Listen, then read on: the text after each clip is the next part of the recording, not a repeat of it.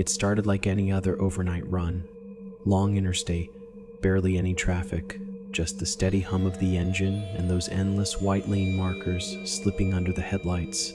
I've been driving long haul for years, and nights like this are usually the easiest. No distractions, no rush, just miles and miles of empty road. That night, I was running a familiar route, Nevada into Arizona. I've done that stretch so many times I could drive it blind. Same exits, same gas stops, same rest areas. So when I saw the toll booth ahead, I knew something was wrong, because there are no tolls on that highway. Not there. Not anywhere near that stretch. At first I thought maybe it was construction, a temporary setup. It happens, but as I got closer, something didn't feel right. There were no floodlights, no warning signs, no line of cars or trucks, just a single toll booth, sitting in the middle of the road like it had always been there. I eased off the gas. My headlights hit it fully now. The paint looked worn. The sign above it was blank. No state name, no toll price, nothing. Just empty. The barrier in front of me was down. I checked my mirrors. Nothing behind me. No headlights, no taillights, no movement at all. The highway felt dead. "All right," I muttered, rolling my window down a crack. "What is this?" I leaned forward, trying to see inside the booth. It was dark, completely dark. No attendant, no screen, no light. Then I heard it. A voice, flat, mechanical, like it was coming from a speaker that wasn't there. "Stop." I froze. My foot was already on the brake, but hearing it made my chest tighten. "Hello?" I called out. "Is this some kind of checkpoint?" No answer, just silence. For a second I thought about backing up, making a U-turn, but something about the road behind me felt wrong, like it had stretched farther than it should have, like turning around wasn't an option anymore. Then the voice came again. "Payment received." I frowned. "I didn't pay anything," I said automatically. No response, just a soft click. The barrier lifted. Slow, smooth, no sound except the mechanism moving. I sat there for a second, waiting for a receipt, a charge notification, something. Nothing happened. "Okay," I whispered. Then I drove through. The moment my truck passed the booth, the radio exploded into static, loud enough to make me flinch. I reached over, tapping the dial. "Come on." The static cut off instantly, like someone had hit mute. Silence filled the cab again. I kept driving. A few miles passed. Everything looked normal again. Same asphalt, same reflectors, same distant glow of highway lights way ahead. I exhaled slowly. Just a temporary setup, I told myself. You're overthinking it.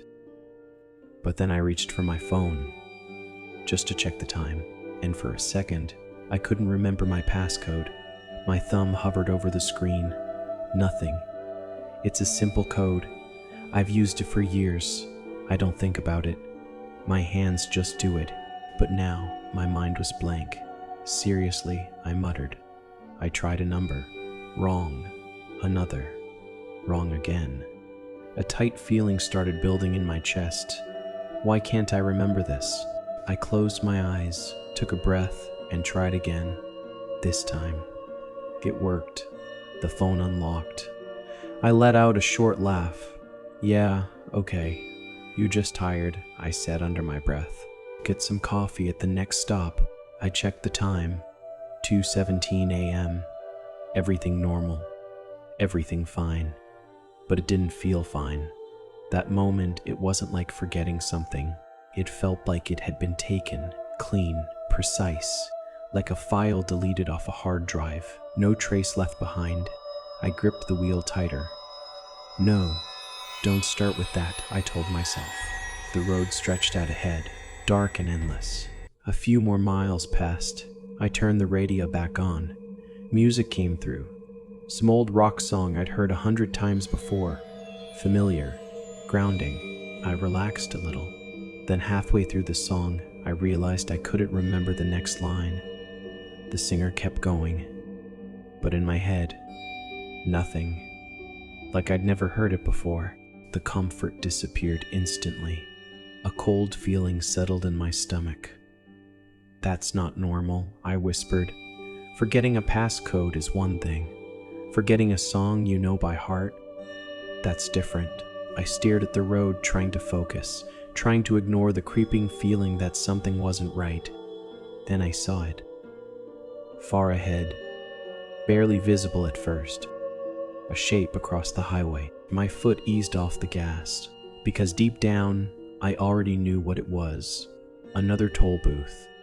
Same structure, same silence. "No," I said quietly. "No way."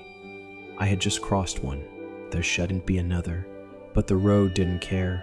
It pulled me toward it anyway. As I got closer, the radio burst into static again, louder this time, sharper, almost aggressive. I stared straight ahead. The barrier was already down, waiting for me. And just before I came to a full stop, the voice returned. Clearer now, closer. "Payment pending." My hands tightened around the steering wheel, because something clicked in my mind, something small, something terrifying. I tried to remember the name of the song that had been playing a minute ago, and I couldn't.